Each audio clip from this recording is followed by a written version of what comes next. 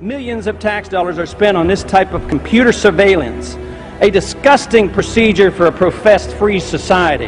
They're overstepping the bound. Just the other day, they walked into somebody's house. They suspected he was a drug dealer.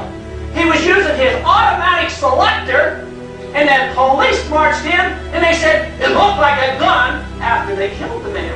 In America! Is that what America's all about? I'd say no. We want privacy. Less government for individual liberty, get the government off our backs, a more sensible foreign policy.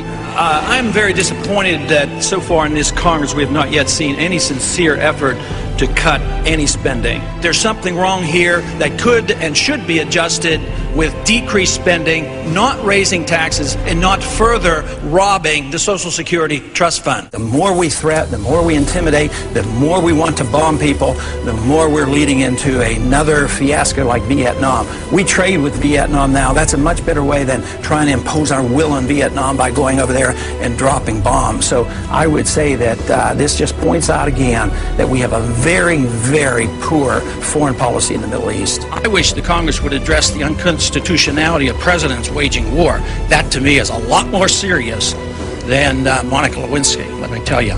The corporations are in bed with the government. Peace and harmony can never be achieved by bombs and intimidation.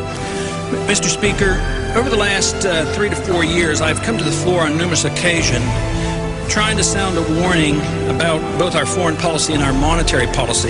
The cause is the Federal Reserve. The cause is the problem is the Federal Reserve has been granted authority that is unconstitutional to go and counterfeit money. And until we recognize that and deal with that, we will continue to have financial problems.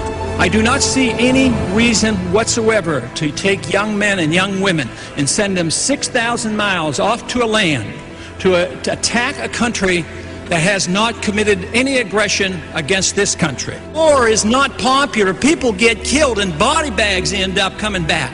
I don't want anybody's legs shot off for some reason that is not justified, and it's not a declared war. I think that should be the litmus test of everybody in this country and everybody over on the Hill, too. If this war is worth fighting, are you willing to go and lose your legs, lose your life, or send your kids or send your grandkids?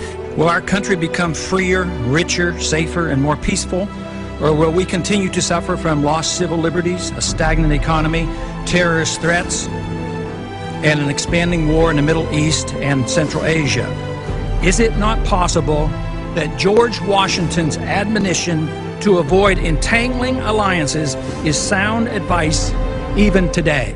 Both candidates supported the war in Iraq and the continuation of it. Both supported the Patriot Act and its controversial attack on personal privacy.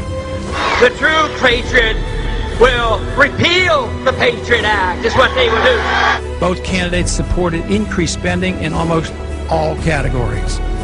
I'm the most conservative member here. I have voted, against more spending and waste in government than anybody else. Freedom, prosperity, and peace. Just come home. We just marched in. We can just come home.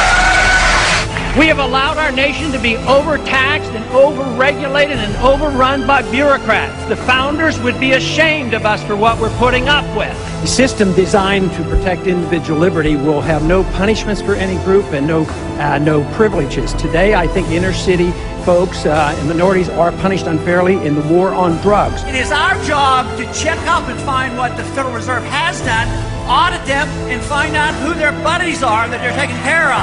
It's trillions of dollars we're spending on these wars. President!